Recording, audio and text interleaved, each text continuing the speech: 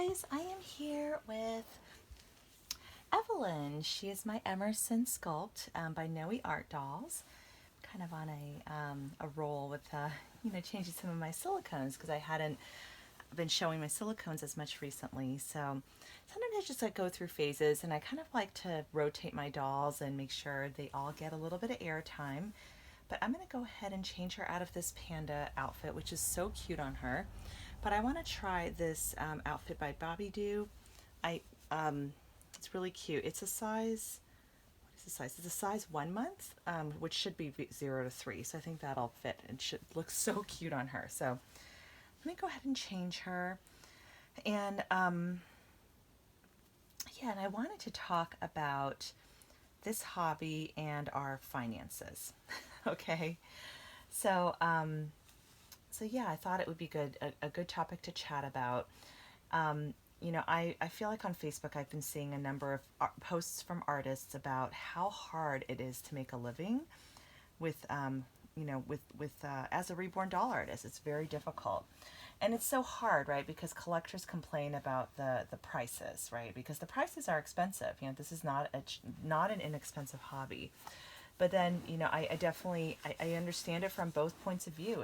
It's a expensive hobby, but then from the artist perspective, they put so many hours of work into these dolls that a lot of them, when they calculate what that ends up being in terms of like an hourly wage, for a lot of them, it's like not even minimum wage that they're getting paid. If you factor in, it's like it can take like 40 hours of work, or it can take like 30 hours to paint the doll. I think that the painting part varies, but I think rooting can easily take like 40 hours. So anyway, I wanted to show you how cute this little girl is. Oh my goodness, look how cute. Oh my goodness. She is so realistic. I just love her. This baby is just, oh, she's just so cute. Anyway, just in case you're wondering, she's not for sale because I do get asked that a lot. And I have been getting asked, whether I will be selling any more babies from my collection. I don't have any immediate plans to do so at the moment, but it is definitely something, I'll let you guys know if that changes in the future. So anyway, I just wanted to just put that out there, since sometimes people are always kind of curious if any dolls are for sale. So but yeah, in terms of this hobby, and it's an expensive hobby, so I mean, I'll talk about it from the artist's perspective. I personally think, again, it maybe depends on what part of the world you live in, or depends on even what part of the U.S. you live in, if you're in the U.S., because I live in California, and California is a very expensive place to live. And so I don't know how I think it would be difficult to just live off of income from reborning. And the thing that's like really hard about it is it's very cyclical. Like, I think there's some times of the year where it's a little bit easier to sell, other times of the year where it's harder, and there's also a lot more competition, in the sense that just more and more people are discovering the hobby, discovering painting. There are even like more and more silicone painters these days, I feel like. So it's just it's just gotten to be, from a supply and demand perspective, there are only so many collectors out there. Although I do think that that's changing as well, and I think more people discover this hobby every day. And yeah, so I think that from an artist perspective, it can be very hard, to make a living. It's not a predictable income, and so I like it. I definitely. I feel so bad when I like see just how stressful it is for the artists, because they're trying to make a living, they're trying to sell their dolls, and sometimes the market is slow. Like, I think right after the holidays, it was pretty slow. I think as tax returns start to come in, I think people will have a little bit more disposable income and things like that. But yeah, it is notoriously like just slow this time of year. So. Sorry, I'm just doing the bottom first. These buttons always puzzle me. Okay, there we go. And let's button her up on the back. Almost like don't want to like put her in something that covers her head to toe like this, because she is just so cute, and her silicone is very soft, and it's very nicely matted, so okay. But yeah, but I mean, I would totally be open to buying another baby at some point for sure, but I'm trying to slow down. Like I feel like I don't have the space.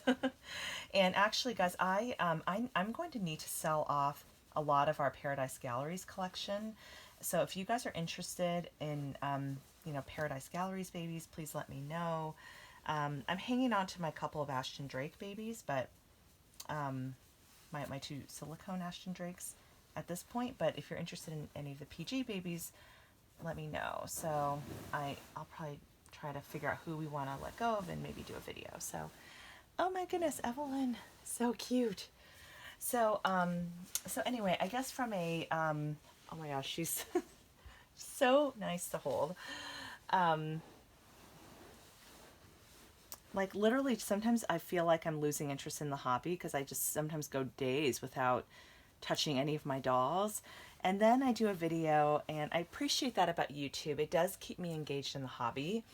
And then I do a video, and it's like, oh, I fall in love all over again. Because like, look how cute is she? Like that face. And we have to show you guys her face.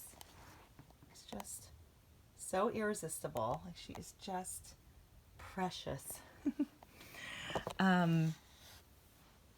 Anyway, okay. And then from the collector's perspective, when I think about all that I've spent on dolls and think about what would have happened if I put that money in the stock market instead, I don't even want to know. Because that can be a little bit like depressing because, these dolls, sometimes they appreciate in value, but usually they don't, so it really is just something more for our enjoyment. It's not an investment. But silicone babies especially, and these dolls that are like, some of them are now in that 10,000 plus range.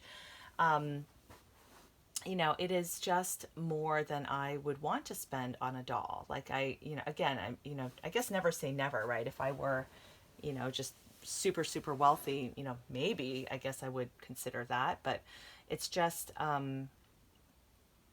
it just seems like so much money, in the hobby. So I think for all of us, and I think regardless of your price point, like for many people, $200 is a lot, and it's like very difficult to find that, to spend on a doll. And so I get it, like, and everyone has a different financial situation, but I think we all have to, I guess I would just say I would encourage, everyone to be, one of the things I would like to put a plug in for, and it's nothing to do with dolls, but, the Dave Ramsey show, I don't know if anybody has heard of it or has watched it. It's on YouTube. And, he kind of teaches this like 7-step plan for kind of getting your finances on track. And so I think it's like he calls them these baby steps. So baby step 1 is like, and I guess like what I'm saying is, you want to make sure your finances are on track, and that you prioritize these things, before you do a whole ton of like discretionary spending, or going into debt for these dolls. I'm sure that happens a lot because these dolls are expensive. It's probably pretty hard to pay for them outright all the time. But anyway, his first step is like to have a $1,000 emergency fund. And I do see a lot of time, posts on Facebook and things like that where somebody's trying to sell a doll because an unexpected bill came up, and I know this happens. So if you can kind of prioritize having like a financial safety cushion, when those bills come up, you hopefully can use that financial, the savings, the emergency fund before you have to let go of one of your precious dolls. And so so I feel like, anyway, I really recommend his program. I've been listening to it a lot, and I think his second step is around just eliminating consumer debt. And so anyway, so he's got a really good kind of step, kind of in terms of like when do you invest, when do you save for retirement, when do you tackle the credit card debt or car payment debt, that sort of thing. So I think it's really good. But I guess the idea is like, when you kind of have the rest of your finances in track, you then are able to, more freely enjoy, kind of enjoy this hobby financially. And I will admit, guys, like I didn't go into debt, but I definitely spent more than I wanted to my first couple years after I got back into the hobby, and I had to dip into savings a few times to bring home a silicone baby. I'm not proud of that, but it did happen. And was it an emergency? No, it's definitely a need versus a want. But I've done that, and I know this is just one of those hobbies. It's so hard because it just like grabs your heart, and I don't know, because these dolls feel like they seem so real, and so there's just something about it, like where maybe it's a baby that yeah, you can like logically say to yourself, oh, that's a want, not a need. But then your brain is really, in your heart is really thinking, no, I need that baby. so, so I totally get it.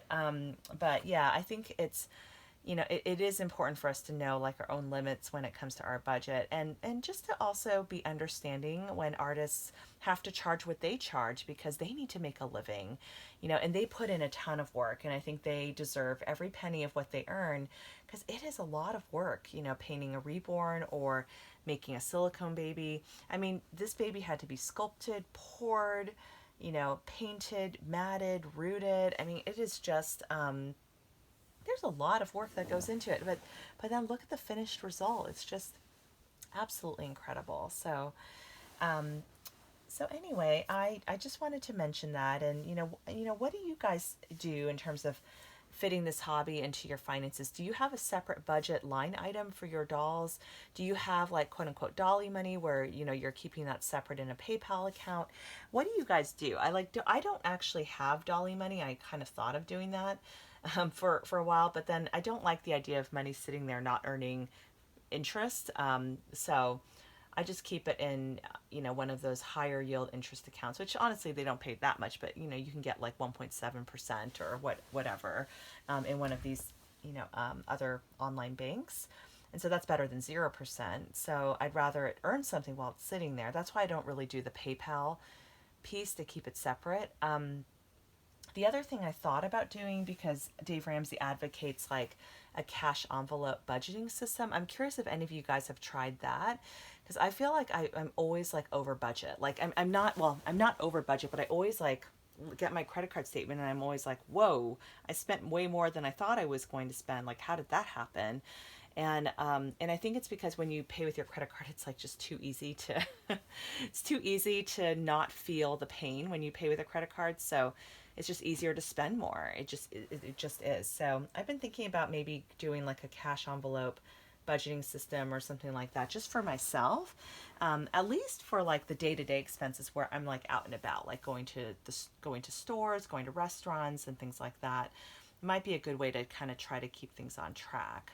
So, so yeah, I'm curious what you guys think. I know this is not like a finance channel or anything like that, but this is an expensive hobby, and it is something I think we should talk about as a community, because you see these dolls and it's like $5,000, $10,000, 15. It's like, or in reborns are just very commonly in sort of that 300 to 1,000 plus range, or 2,000 or more range, and these are expensive dolls. So how do you all kind of just budget for this hobby? How do you afford, how do we afford these dolls? And so I'd be curious to hear your thoughts on this, and thank you so much for watching.